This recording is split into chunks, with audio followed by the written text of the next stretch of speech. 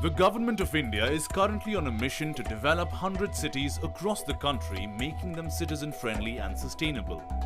The impetus given to the project is because it is believed that these smart projects would help transform the urban growth development across India, and this is also buttressed through expectations that the urban areas will house 40% of India's population and contribute 75% of India's GDP by 2030.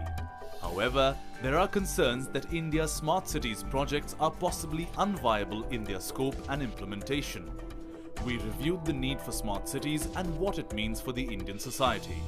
So we need to upgrade the existing infrastructure. So for upgrading the existing infrastructure, we need to widening the roads, upgradation of the slum areas, redevelopment of certain areas, acquisition of a land where we develop the proposals, and upliftment of the facade, and that is also an existing area to uplift it. So here the challenge is that the stakeholder, the owners or the private land stakeholders comes into picture, where the policy is also in place, but it takes time to actually implement on the ground. So on the other category, we have to acquire the open lands, and there we propose the new infrastructure to make that surroundings in the city smart. That is basically an efficient and very less time consuming to come up at a result. Taking into account the total costs of the realization of each plan, which includes tackling sanitation, pollution, traffic management and urban development, the allocated funds are exceptionally low. How would these projects be eventually developed forms the crux of this week's episode. Hello and welcome to another episode of India Risk Report. And in this episode, we are looking at the various issues connected with India's smart cities. To what extent has this initiative progressed? Where are the stumbling blocks and where there is hope? India has the project of about 100 smart cities lined up in principle, and the government has made reasonably large allocation of funds, but our studies have shown that the funds have not necessarily trickled down to the smart city projects. Some of it is blamed on bureaucratic delays, some of it purely for the absence of plans and worthwhile initiatives that can really be put into play. But most importantly, by 2030, urban population in India could house 40% of India's entire population, and at the same time it could contribute to more than 70% of India's GDP. So the figures are all looking very good, but to understand the reality, we have with us Mr. Mujeeb Rehman, who's the team leader of Ujjain Smart City. Welcome on the show. And through a video link, we have the very distinguished Dr. Sudhir Krishna, former Secretary, Ministry of Urban Development. Mr. Krishna, sir, it has been argued that one of the stumbling blocks is the fact that the smart city idea, which we've picked up from the West, doesn't really get implemented effectively in India because the challenges in India and the environment in India is very different from the West. Could you elaborate on some of them? I think Smart City Mission was a timely initiative, and cities do need to get smart. But let us understand what is smartness. A smart city will have the better quality of life, efficient service delivery system, and safe environment. Now, for these things, we do require modern technology interventions, and we do require investment in infrastructure. But above all, we require institutional arrangements. I think that is where we did not meet the requirements of the situation. For instance, our municipalities did not rise to the occasion. Perhaps they were not involved well enough. We took the model of special purpose vehicles and put the municipalities on the sidelines. Perhaps that approach can be reviewed now. Other than that, the Smart City Mission was a very timely intervention, and and a very thoughtful approach. So, obviously, you are sounding all very positive about it. Rehman Saab, now, one of the areas which I find is the problem area is that there is a lot of dependence on IT related features in smart cities, where you are expected to get complete connectivity through IT, whether it's the security backup of buildings, whether it is your ability to reach from one place to another, whether it's the local transportation system which is provided through public transport. At some stage or the other, IT and IT related facilities would come in. But the problem to my mind is that India is still nowhere near the effective levels of data security, building blocks against cyber attacks, and equally important is the fact that our investment in IT in smart cities is very low. I'm told it is something like infrastructure investment in India is 14% comparatively of what China does in terms of infrastructure assessment. So we have a governmental view from Dr. Sudhir. Let's have your view as a hands-on player in Ujjain. See, if you see at smart cities, the very focus of smart cities is basically the ease of life, because government has already started Swachh Bharat mission for cleanliness of cities. We have housing mission, we have urban infrastructure mission of Amrut.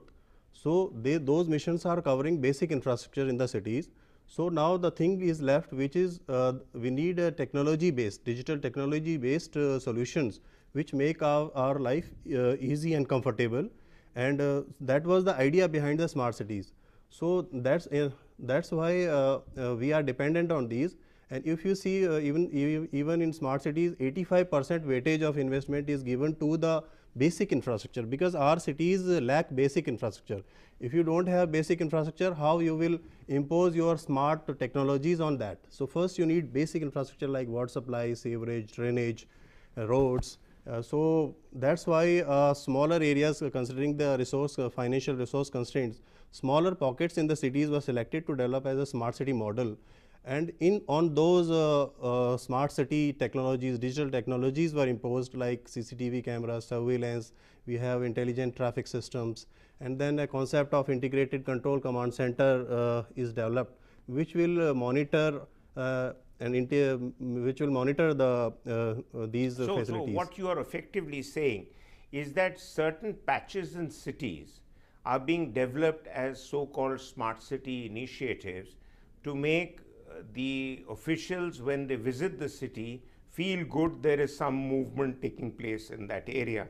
But in reality, smart cities, and that's something I'm going to go back to Mr. Sudhir Krishna also, that I'll shift from you to Mr. Dr. Krishna sir.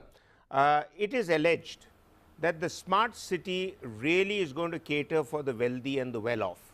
The poor parts of the population, and you can't do away with them easily, they would not be beneficiaries of this, because the sewage treatment plants are not working the way in smart cities they should. Water is still going into the rivers, which is a source of drinking water for a lot of other people. So are we really moving comprehensively, or as Dr. Rehman was saying, that we are moving in bits and pieces? I think a time has come now to focus on a different framework for smart cities. Okay. In as much as so far we had taken a few hundred acres of land patch in a city and we tried to make it smart, assuming that rest of the city will catch up by taking that as a role model. Okay. I think that experiment has yielded mixed results, and now a time has come to work on every single ward of the municipality. We should not work on 1 or 2 wards and make them smart. You see, every single, and it doesn't cost so much, you know. The way we are moving, it's highly project driven, it's highly investment driven, and it is not integrated investment, I would say. I'm not blaming what has happened. It is a learning experience, I would put it this way. Now, what we require now is to make the whole city smart, but not by taking up city-wide projects as such. Take a ward. A ward is a very large entity. A ward has got a population of almost like 1 lakh in many cases, or in some other cases maybe 30 to 50,000. A 1 or 2 lakh population is not a small number of people, and that comprises rich people, poor people, aged people, youngsters, men, women, all strata of society, both in economic terms and social terms. So we should now make plan for each ward, which should work on, 5 items I would define. One is 24/7 water supply. Second is 24/7 electricity supply. Third is good walkways and cycleways with vending zones along the roads. And fourth is slum-free city. It's not good to have, no smart city can be having slums. You cannot call a city smart with people living in slums there. So we should have the housing for all program integrated, make good houses, shift people. Okay. And lastly, the water bodies should be spruced up. With that framework. Okay. So we've got your point, sir. I think those are very important 5 benchmarks. But Mr. Rehman, quickly, we don't have much time. The thing is that it takes about 8 to 10 years to build a smart city from scratch. What Dr. Sudhir is suggesting is you convert what exists into a smart city. I think these are pipe dreams, because I think it's impossible to remove population blocks from a crowded alley or a lane and tell them that we're suddenly going to have a smart lane and a smart street out here. So how in Ujjain are you being able to move forward with these existing challenges? Actually, you need not to remove population. For making your city smart, you need not to remove your population. You can plan for those. So let us take example of Ujjain. See, in Ujjain we have around 1,000 acres of land, which is to be developed as a smart city. So we have taken entire major roads to make them develop as a smart roads. Entire infrastructure like cables and water supply, drainage, sewerage, everything will go underground. There will be ducting system, and the roads will be made smart. It will have intelligent traffic systems, and at none of the places we have proposed to damage or demolish the buildings. So it can be done. So you have to plan accordingly, so that you don't have to remove the slums, or so what you are effectively we can do the participatory planning. What you are effectively saying, all cities in India have large tracts near about them which you can develop more effectively, while keeping the sentiments of the older part of the city in mind. But we'll come back after a break to look at what kind of money is required, what type of initiatives are required for public-private partnership, and has India really received indirect or direct foreign investment with the smart city project? But that after a break.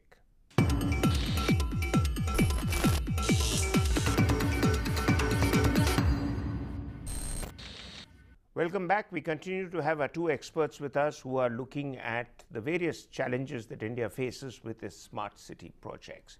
Dr. Sudhir Krishna, having been Secretary in the Ministry of Urban Development, can you say hand on heart that the money that has been allocated in principle has reached anywhere near the scale that is required to develop 100 smart cities, if not more? Because my statistics show that very little of that percentage of the funds the government has allocated, and I believe of late the government has decided to allocate 2 lakh plus crore rupees, but only 21% of central funds have been distributed and 1.8% of this has been utilized. Is it your ilk, that is the bureaucracy, delaying the process? I would say that the process that has been adopted for the smart city mission is full of roadblocks. The process is such that we did not select all the 100 cities in one go. There was first round, after 1 year second round, then third round, and so on. I don't see much benefit of going in this round wise approach when we have got 4,000 cities and then selecting only 100 cities, and of the 100 also selecting cities in rounds led to the process of selection overtaking the outcomes. Okay. That is one learning lesson, I would say.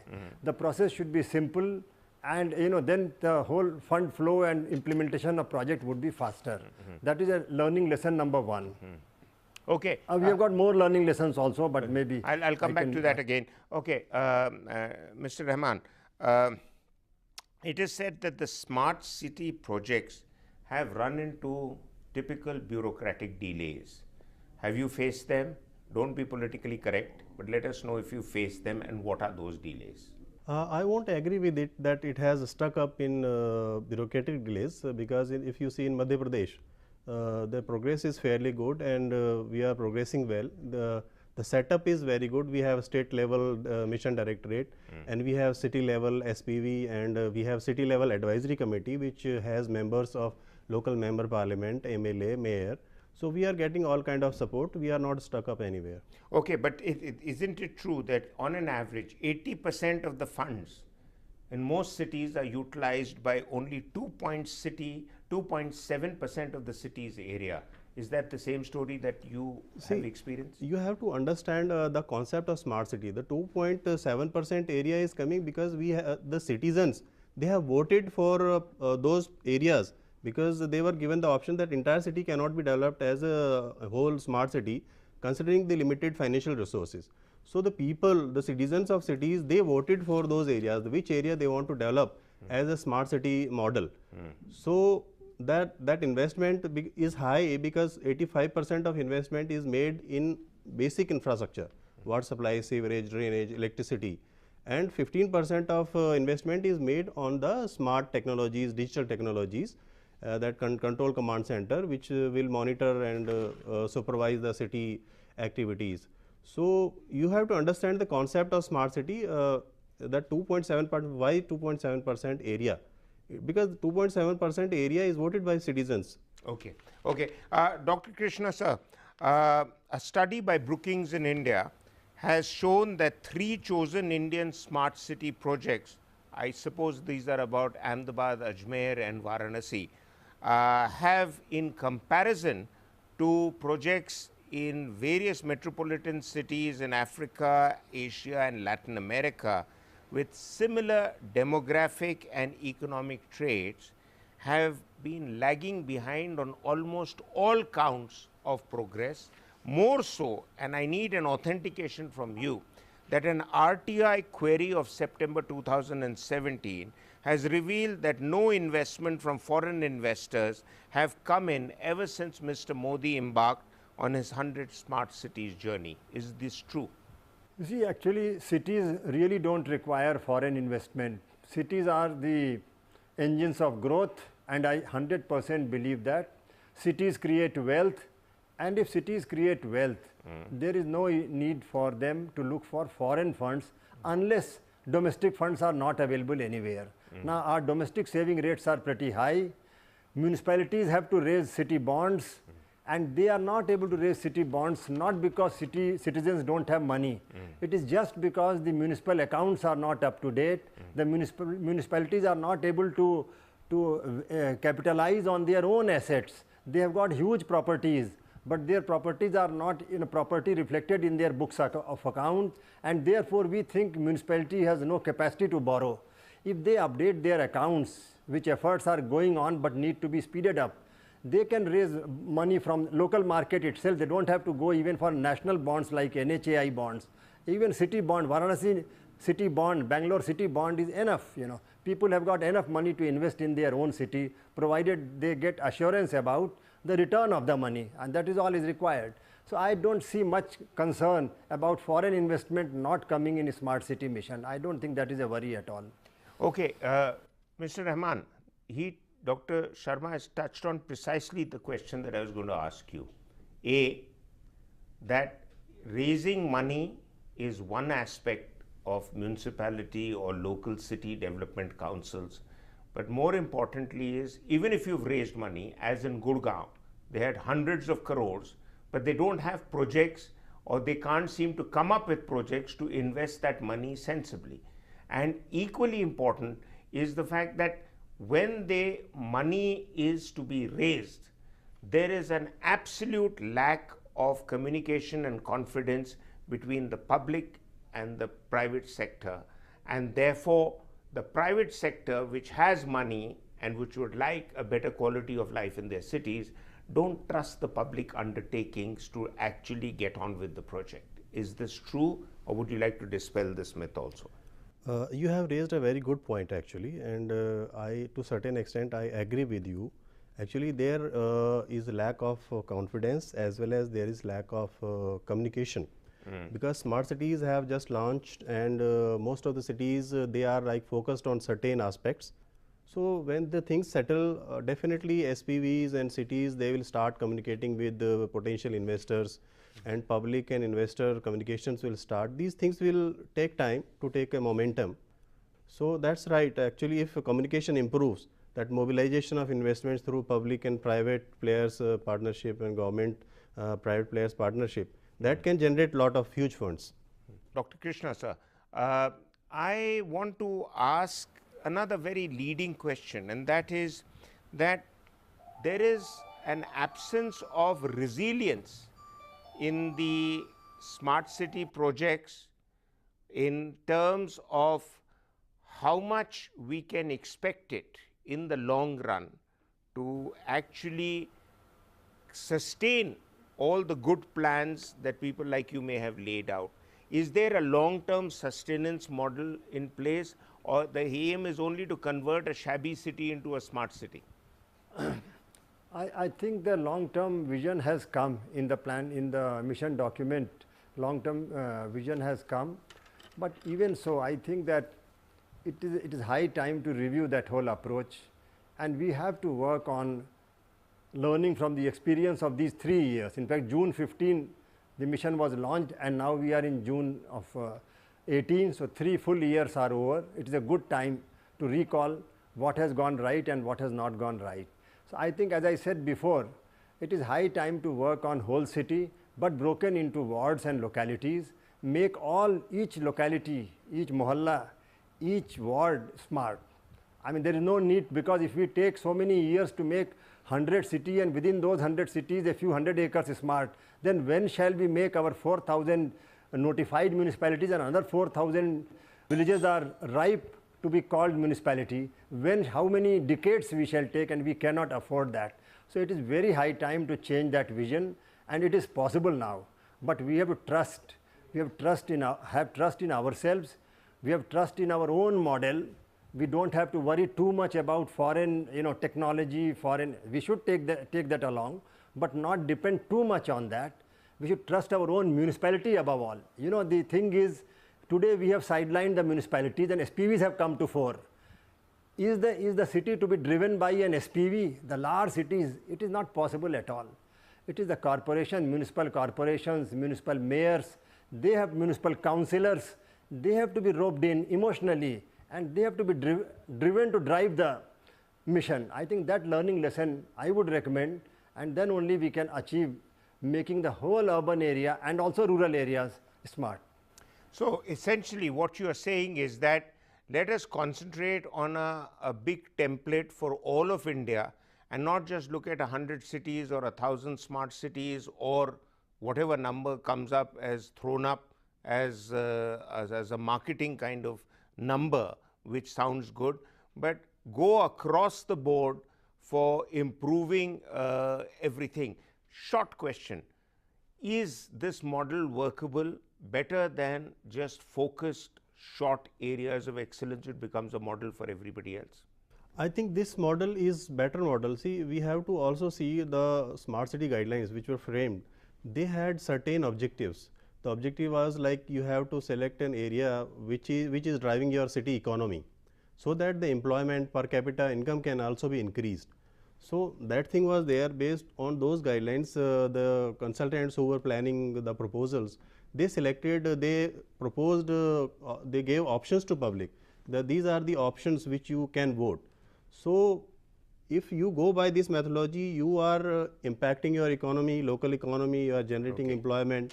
So this is a better approach actually. The specific focused approach. First you develop this model, then it can be replicated the way you are talking about. Okay, so we've got 2 points of view. One is the official point of view that Dr. Sudhir Krishna has brought out, and one is the one by Mr. Mujeeb Rehman, that you could either develop India across the board and make it look qualitatively better than what it was 5-10 years ago, or just have centers of excellence in every city, and that can work as a model for everybody else. Only time will tell who will be proved right. But until then, thank you for watching.